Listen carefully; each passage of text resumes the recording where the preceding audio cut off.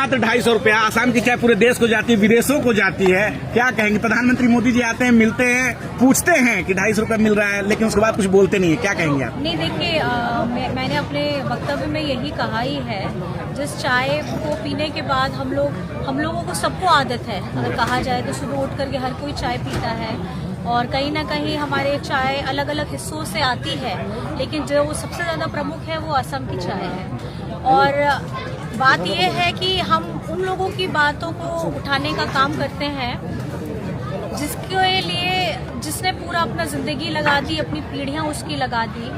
आज उससे ही मेहताना 250 रुपये प्रतिदिन है, और हाल ही में मैंने कुछ सुना कि कुछ रुपए 20-30 रुपए बड़े हैं। वो भी घोषणा हुई। तो मेरा ये सवाल है कि बात 20 या 30 रुपए की नहीं है, आप मेहनत को तो आकलन कर ही सकते हैं।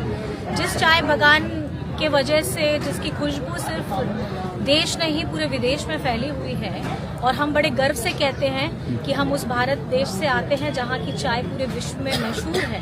तो ये सवाल उठता है कि हमारे जो मजदूर भाई हैं, जो वर्षों से यहाँ रह रहे हैं, उनकी मेहनत का जो आकलन किया जाए, क्योंकि राज्य में, हमारे भारत देश में अलग भी राज्य हैं जहाँ की चाय शायद इतनी मशहूर नहीं है, लेकिन उनका मेहताना करीब करीब बहुत ज़्यादा है। और यहाँ पे मुझे ये समझने की ज़रूरत है, जब हम किसी राज्य की विशेषता बताते हैं तो उसके पीछे का जो काला सच है वो ये है कि उन मेहनत कश लोगों को उनका सही मुआवजा। मैम, आपसे एक सवाल है, जहां बीजेपी और कांग्रेस जो है आतंकवाद, बाहरी भीतरी और राष्ट्रवाद के मुद्दे पर बात कर रही है असम में, वहीं पर आप जो है कल्पना सोरेन और हेमंत सोरेन आदिवासियों की बात, गरीबी की बात और हक की बात कर रहे हैं, इसके पीछे क्या है?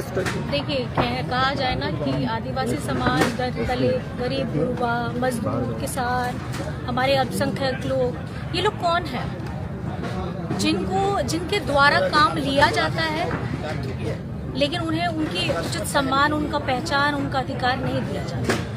और ये ऐसे लोग हैं जो एक राज्य का आधार है। आज चाय बागान का अगर आप अर्थव्यवस्था की बात करेंगे तो इसका आधार कौन है? यहाँ के मजदूर लोग, चाय बागान में काम कर रहे लोग, और जिनके आज आप देखते हैं जब बड़ी बड़ी बिल्डिंगें बनती हैं, मजबूत बिल्डिंगें बनती हैं, वो बनती किसके द्वारा है? मजदूरों के द्वारा। तो जब उन चमकते हुए शीशों की आप बात करते हैं, लेकिन उनका जो अंदर में भीतर का सीमेंट, छड़, गड्ढा खोदना, वो काम किसने किया? एक मजदूर ने किया।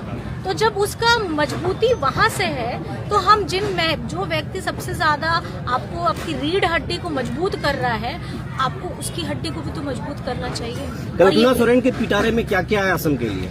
देखिए, हमारे लिए तो बहुत सारे संघर्ष की कहानी है, और हम संघर्ष की कहानी जो हम झारखंड में भी लड़ते हैं, और बरसों से लड़ करके अपने अस्तित्व को जाना है, मिला है, उसको सुदृढ़ करने का काम कर रहे हैं। हम यही चाहते हैं कि हेमंत सोरेन जी की अगुवाई पे जेएमएम, जेबीपी के, खास करके हमारे यहाँ के लोग, जो खास करके जय भारत पार्टी को मैं बहुत बहुत धन्यवाद देना चाहूँगी कि उन्होंने हेमंत जी के साथ संपर्क साधा, अपने दुखों तकलीफों को बताया, और उनका समाधान करने के लिए। और इस लड़ाई को आपको तुरंत रिजल्ट नहीं मिलेगा, ये लंबा सफर है।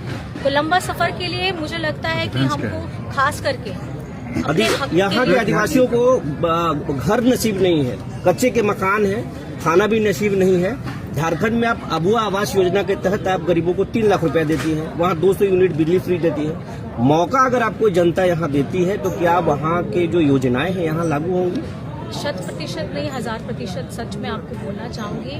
ये जो आप योजनाओं के बारे में आपने तो 1-2 गिनाए हैं, ऐसी बहुत लंबी लिस्ट है, और ये हमारे आदरणीय हेमंत सोरेन जी की ही सोच रही है कि ये बच्चा जन्म लेने से मरने तक उसका जीवन में कोई ना कोई योजना से जुड़ा हुआ है, और चाहे उसका खाना हो, पीना हो, पढ़ाई हो, लिखाई हो, पेंशन हो, कुछ भी हो।